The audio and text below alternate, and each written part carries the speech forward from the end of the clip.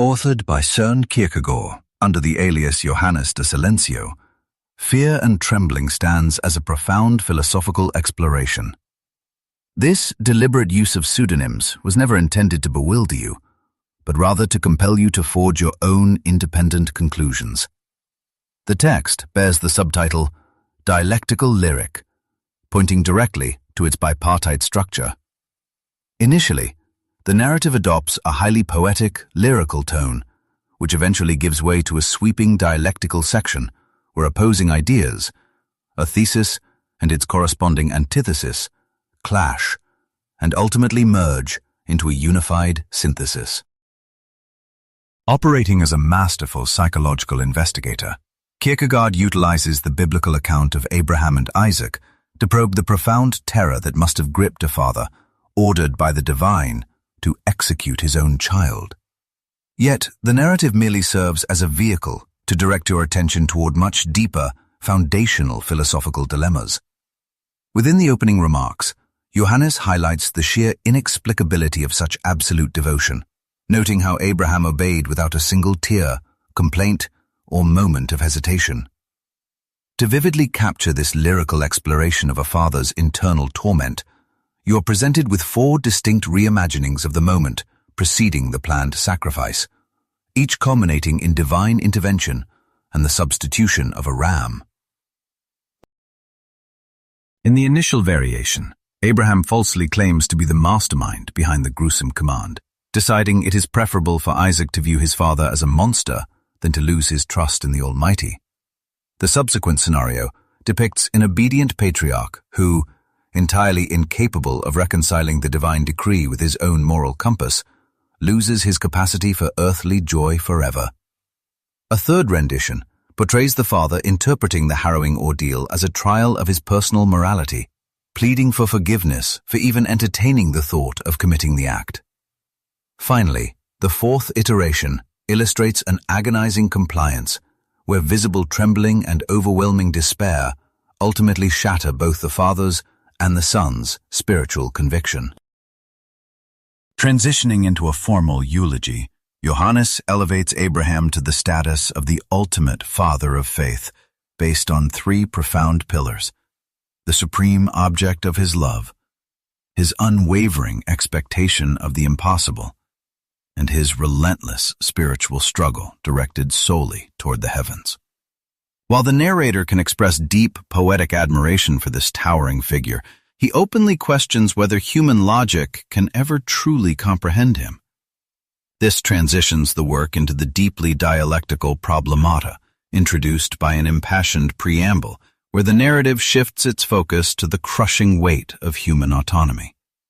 Here, Kierkegaard introduces the foundational concept of angst to describe the dizzying dread one experiences when confronting infinite possibilities and the terrifying burden of absolute freedom, an idea that profoundly shaped the trajectory of existentialism.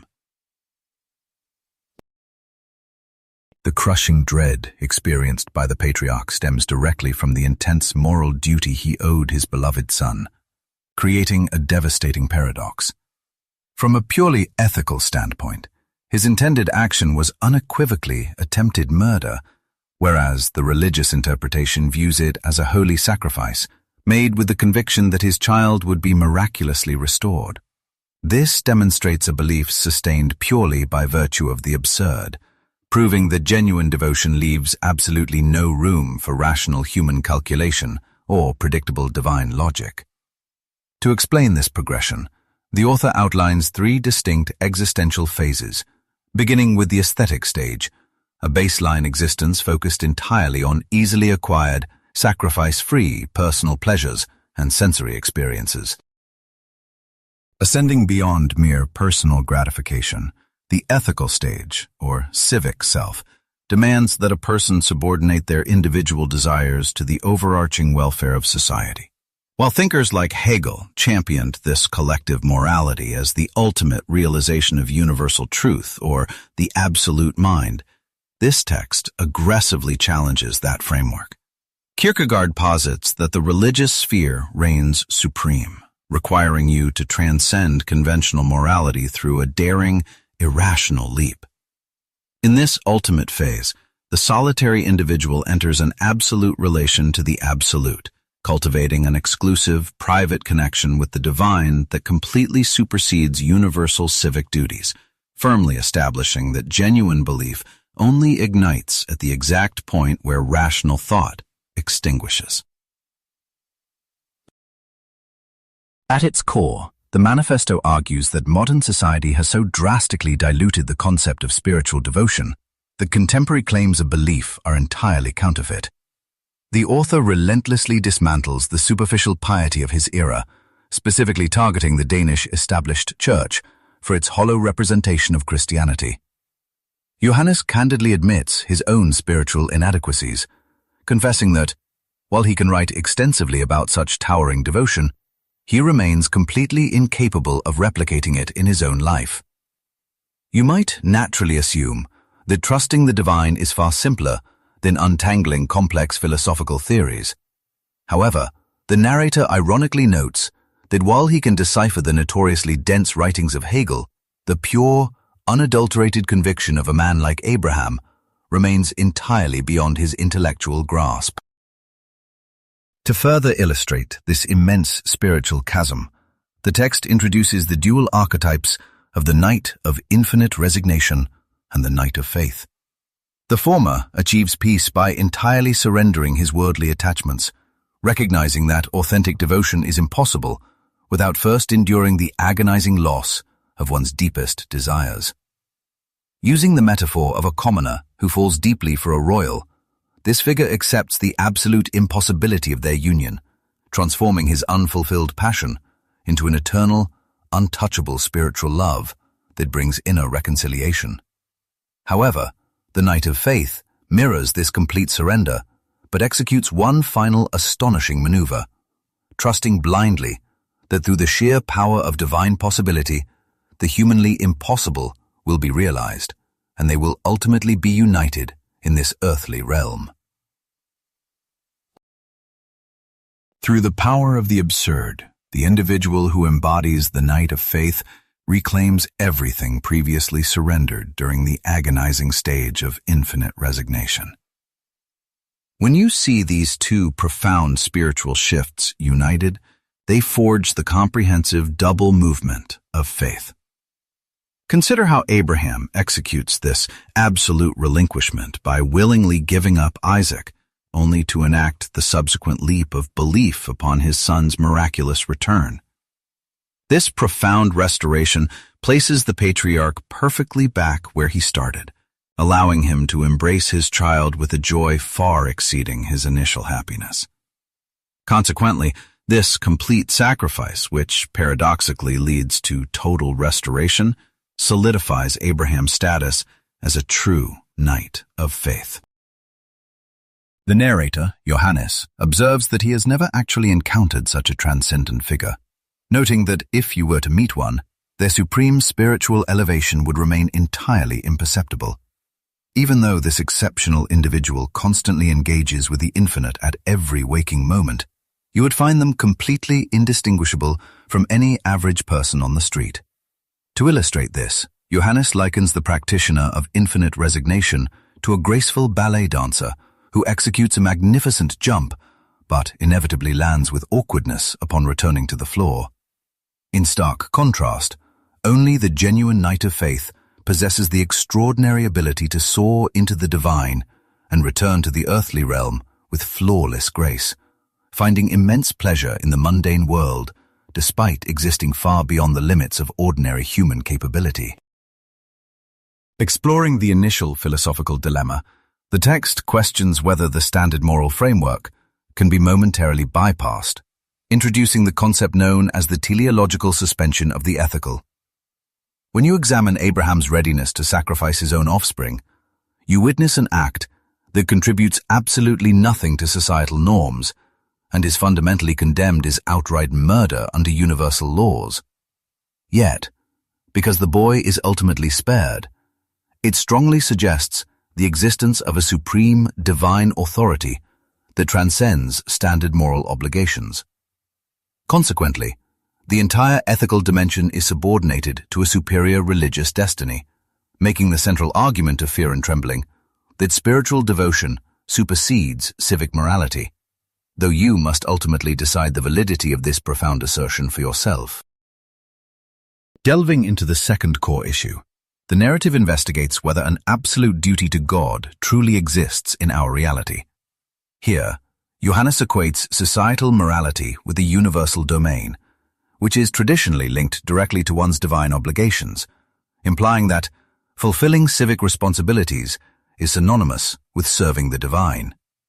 However, philosophers like Kant and Hegel strongly dispute any direct personal obligation to the Creator, maintaining that you cannot defend your choices simply by claiming divine instruction. From their rigorous perspective, every moral decree must apply universally to all people, meaning that actions, such as deceit, remain unconditionally wrong, no matter the context or the perceived spiritual prompting. Traditional philosophy asserts that the observable external realm of universal ethics stands far above the private internal world. But Johannes forcefully disputes this by presenting Abraham's absolute obedience as evidence to the contrary. He posits that faith operates as a profound paradox, where internal spiritual conviction ultimately eclipses external societal expectations. To clarify this dynamic, the text categorizes individuals into three distinct archetypes: the tragic hero, who sacrifices themselves for the greater good; the aesthetic hero, who embraces hidden defiance against moral rules; and the entirely incomprehensible Knight of Faith. This isolated believer endures relentless psychological torment and testing, the titular Fear and Trembling, unable to explain their actions to society. Yet they alone achieve a profoundly intimate communion with the divine, interacting with the Creator on a deeply personal level, rather than as a distant, abstract entity. The final philosophical inquiry scrutinizes whether Abraham was morally justified in concealing his grim intentions from the world around him. Since transparency aligns seamlessly with collective human ethics, while secrecy belongs strictly to the isolated individual, the patriarch's solitary spiritual trial inherently defied any public explanation or societal comprehension.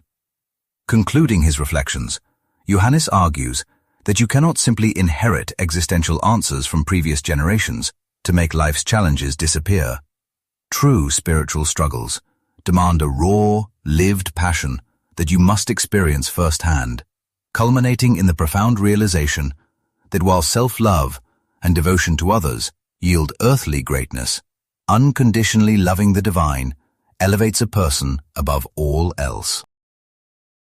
To counteract the existential dread brought about by the death of God, he introduces the concept of the Übermensch, a profoundly life-affirming figure who passionately embraces destiny. This archetype derives morality entirely from within, standing apart from societal norms to experience existence free of any bitterness, while fully recognizing and exalting the will to power. This will to power functions as the essential foundation of human identity, offering a deep psychological lens through which all human endeavors can be understood. It requires a continuous inward journey of self-conquest, fueled by an innate drive for strength and personal evolution, operating on the stark reality that whatever ceases to flourish will inevitably deteriorate. Consequently, the Übermensch emerges as a sovereign individual who completely conquers the fear of death, inner turmoil, and external threats, wielding a transformative aura that leaves a permanent psychological imprint on everyone they cross paths with. Focusing so intensely on raw psychological fortitude and commanding strength is precisely where Nietzsche sharply diverges from the philosophical paths laid out by Kierkegaard. As we stand at the threshold of the 21st century, the sweeping triumphs and rapid progression of modern scientific inquiry force us to wrestle with those exact same philosophical inquiries. Because empirical observation now dissects the mechanics of our reality with unprecedented speed and accuracy, the intellectual reliance on God or transcendental explanations has largely become obsolete.